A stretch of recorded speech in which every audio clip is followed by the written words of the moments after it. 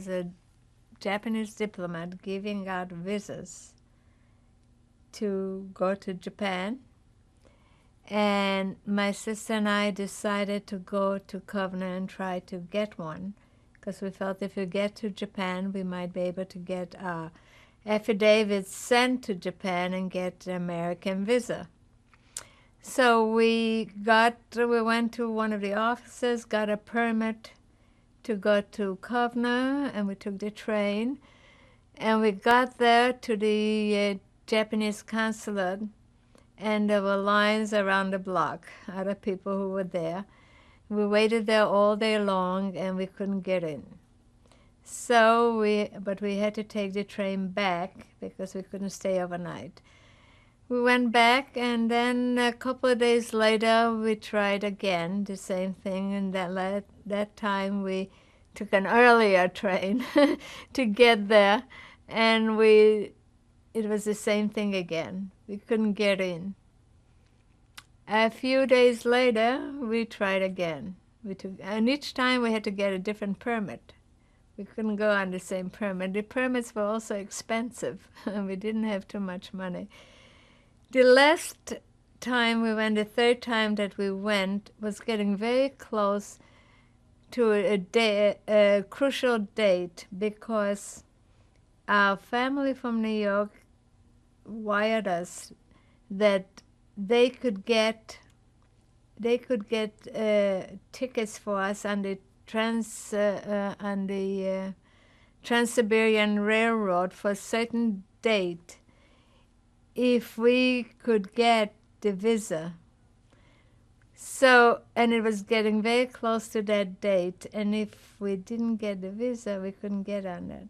So my sister and I got up even earlier, and we got there, and we stood on line, and each time people used to go, the building that the embassy, it was just a house actually. It was sort of a ground floor, and then his office was upstairs. So people used to line up and then come, and then you lined up on the stairs until you were able to get into his office. And each time a person went into the office, the door would open and there would be a push. People would try to get in. And we were standing in line there, and it was like about 3 or 4 o'clock in the afternoon, and we were getting pretty close. We were at the bottom of the steps. But the office was closing at 5 or 5:30, and we saw that it was getting too close, that we will probably not be able to get in. So at one point where the door opened, I grabbed my sister's hand, and we just ran up the stairs, and we tried to get in, and of course we tried to cross the line. So they pushed us down, and we were right back on the bottom of the steps.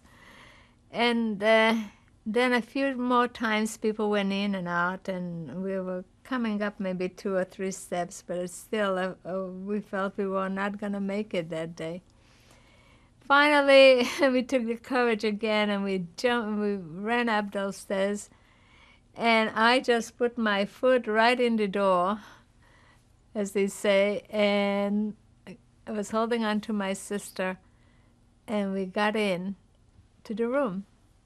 And we were the last people who got the visa that day. We pushed ourselves, my sister and I pushed ourselves into the room. We saw Mr. Sugihara. He asked us our name. He asked us where our parents were. We told him. My father was not living. My mother has no papers. And he looked very sympathetic to us, and he just gave us the visa right there on the spot. And how did you react? We got very hysterical. My sister and I got hysterical, started to cry, and started to say, thank you, in Polish. And he just raised his hand like saying, it's okay, and that's it. And we went out of the room. And we got out of the room hysterical, crying, and crying, that's all. We were just hugging each other and crying. And that was it. When we were ready to leave, Vilna for Japan to get the Trans-Siberian Railroad. It was sort of like a finality. It was almost like saying goodbye, we'll never see each other again. And because mother at that time had no way of getting out whatsoever. She had no papers outside. She had a passport, but she had no visa to go to Japan. She had no visa to go to the United States. And we sort of felt hopeless that we'll never see her again. And that was devastating. I'll never forget that scene. Very devastating. My mother, leaving my mother on the train and that station. My sister and I were, first of all, scared. It was a very frightening experience, the whole thing, once we left her. Because the Russians were not very friendly towards the refugees.